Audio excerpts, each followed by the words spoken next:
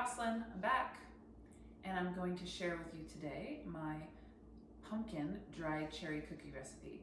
I'm headed out to a party, a holiday party with some of my girlfriends, and this I'm really comfortable making in large batches because it doesn't take very long to prep and it doesn't take a very long time to bake. Most of these ingredients you'll have in your pantry. I will be making a list for y'all to order up and have stock for a rainy day, for a project with the kids. This recipe is vegan, and what's great about the vegan recipes is, especially when I'm baking with Sawyer, she gets to lick the bowl. I'm not worried about the raw egg. Because of the oats and the pumpkin, you can actually do these into little energy bites as well. They don't even have to be baked. I personally love it and have been trying to recreate this in a breakfast format where we can kind of package it and sell it as something that's grab and go from the fridge. There is my timer. So the oven is set to 350, and the ingredients that you'll need are the Earth Balance non-dairy butter, or you can use regular butter, which is fine. I have, this is my favorite, the organic pumpkin pie mix.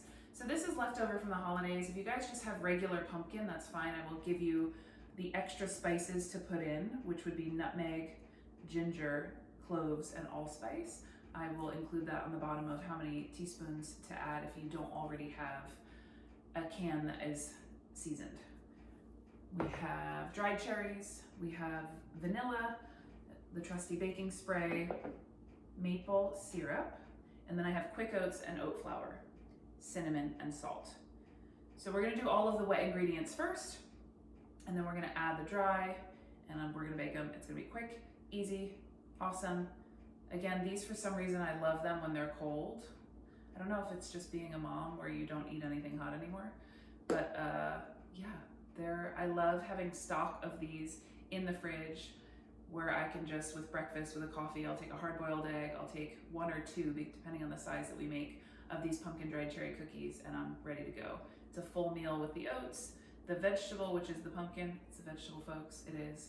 You are getting your vegetable from a cookie, and the protein from the hard-boiled egg. So let's get a move on. All right, so I will explain what that is later.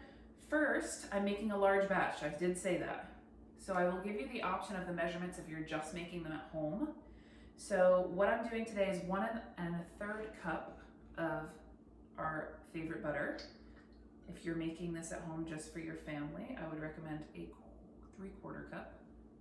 3/4 cup. Maple syrup is 1 cup. At home would be half. The little tiny rubber spatulas are great for getting these wet ingredients out. For the pumpkin, I have a full can in here. When you're doing it at home, yes, use a half. And I also think the first time you make specific recipes, it's always better to try the smaller batch anyway. And normally I would give you a tutorial on that, but I'm baking anyway. I'm already doing this. Why not jump on real quick and fill you in. Give the peeps what they want. Vanilla, 2 teaspoons.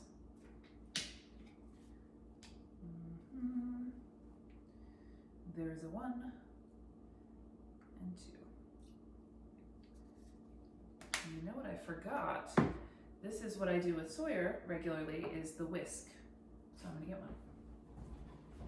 You can use just a regular rubber spatula. You can use a wooden spoon, which is what I have because the oats and the flour tend to be a bit thick. But the fun part for the kids, and maybe mommies too, is the whisk. So you want to make sure you can blend the butter and the pumpkin together until it becomes not just a puree, it's liquid, basically. Okay, and all of the seasoning's already in there, so you can kind of smell what's going on. It's a beautiful thing. Okay, once that is all blended together, we're gonna go ahead and add the dry ingredients. Now, I talked about the sifter. This is my best friend. We have a very close relationship. This, because I use oat flour so much, I could not live without. But for people that don't have the sifter with the handle at home, you could take a regular strainer, pasta strainer, And it's about the same size. You just have to, we'll see how well I do this. Might be comical, but that's entertaining, right? So for the oat flour, we are going, I don't know if that's gonna touch the bottom. Perfect. Yes, I bake a lot. See how it's filled to the top, I still have more. Oat flour, 3 cups. Holy hell. 1. At home, you would do 1.5. I know that people are very sensitive about, you can't just cut a recipe in half. There's a science behind it. That's true. And that's more so for rising agents and things like that when you're using baking powder, baking soda, things that are acidic. But with this recipe, that's not happening. It's pretty basic, pretty easy. All right, so I just put my oat flour in here. I'm not gonna dump it all over the floor. I'm promising you and myself that right in this moment. And I'm gonna try and stay true to that promise. This is gonna take all day. This is why, come up with something charming to talk about. Okay, it's actually not that bad. So you give it a little shake, a little bounce. The sifter is much easier because there's a dial, an arm in the inside that's actually pushing it through. And if you can see this, this is why we sift. I'm pouring it all over the table. If you can see it like that. They're like little granules, little nerds. They kind of look like nerds. I use the back of my hand, push them through. Whatever's left is left, it's no big deal. Okay, I'm leaving my quick oats for last. So that was 3 cups of oat flour for a big batch, 1.5 at home. And then we're going with our salt.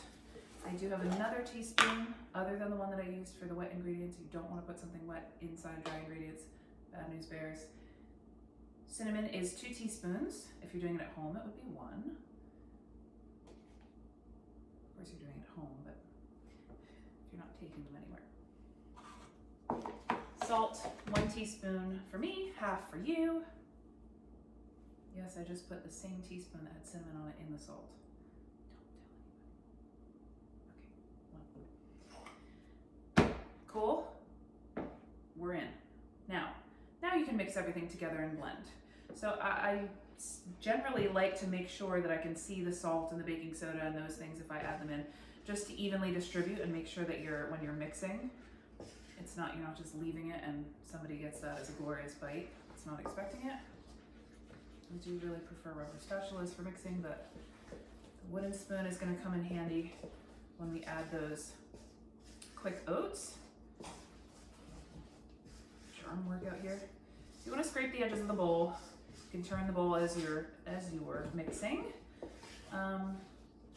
You can use a mixer for these things, but it's just more dishes. It's more work. I mean, come on. Put some effort into it. Boom. There. Nice. Ready? And then this is 4 cups of quick oats, gluten-free quick oats. There's a difference between rolled oats and quick oats. Quick oats, if you look at them, are visibly smaller. They take less time to cook. And the bigger ones are the rolled oats. Okay, so I'm going to pour my 4 cups for me, 2 cups for you guys. I'm gonna mix that all in. And it's gonna get very sticky, which is good. These ones, it is forming a dough here.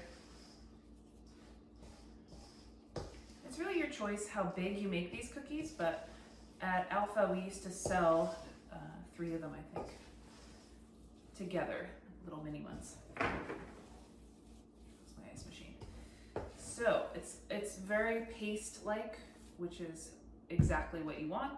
And finally, you add your dried cherries, which is 1 cup. These you can get at Whole Foods or supermarkets in a packaged container, in by the dried fruit or in by the canned fruit. They also have the little dispensers where you can get your own. There's sweet and sour cherries. There's ones that are really dry. I prefer the juicier ones, the sweet and sour ones, because they're delightful. And now I'm chewing in your ear, so I apologize. I'm gonna hurry up with that. Things you regret in life. Okay, 1 cup. Half cup for you. Aren't you love my pretty flowers? My tulips, they're my favorite flower. Okay, mix this all in. Now, after we grease the cookie sheet, this is where a little bit of my control issue comes in. Or efficiency. I mean, there's just different perspectives, different ways of viewing the same situation. Once you spray your cookie sheet with your olive oil or your coconut oil, you can even take a little bit of butter. We know how to grease a cookie sheet, I hope, yes. I use a big spoon. You don't have to use the wooden spoon, you can use a regular soup spoon. And as you're dividing them out on the cookie sheet, I usually do 3 rows of 4, fairly small. And every time I put a dollop down, I gotta check how many cherries are in there. I want everybody to have a fair amount of cherries in their cookies. Some might think that that's a bit psychotic. I just really find it nice, lovely, kind, because you don't want to order or purchase or pick up a cookie at a party that is pumpkin dried cherry and there's no cherries in it. So just be mindful of that. You can always add more to the batter, that's fine. But again, if there's too many cherries per cookie, it's gonna have a hard time holding itself together. So that's my advice for you. Mind the cherries. Okay, these are going to go into the oven for 11 to 13 minutes. Everybody's oven is different. The texture of these, they almost are better when they seem a little bit raw. So there is still movement to them. I'm not a crispy cookie fan, and I apologize to anybody that is, because I do not make them. I make bouncy, fluffy, delightful, soft, ooey gooey cookies. So these, 11 to 13 minutes, I always open, do the little finger test, and they should move a little bit, and then let them cool before you eat them. If you can stand it, I will check back in with you shortly. Guess what? I promise that I will never lie to you again. These took about 18 minutes. And I do believe that my oven here is not quite up to par with what I used to use, but I would say 13 to 18 minutes. It's kind of a wide range, but by 15, they should be great. And you can bake them longer till they're crispier at the top. Once you come out, they still kind of continue to bake a little bit and to firm up. And I'm trying to give you an example without burning my hands of the size of these cookies. So they are, how many are there? 2, 4, 6, 8, 10, 12. Yes. I didn't line them up as uniform as I normally do. I think before I said 3 rows of 4, which is also 12. So any formation that works for you. I did efficiently check all of the cherries, and I feel as everyone will have a great experience when they taste these cookies at the party. So, that being said, I'm off, and I hope you enjoy this recipe. I'll be back soon to give you some more tips and delicious gluten-free snacks.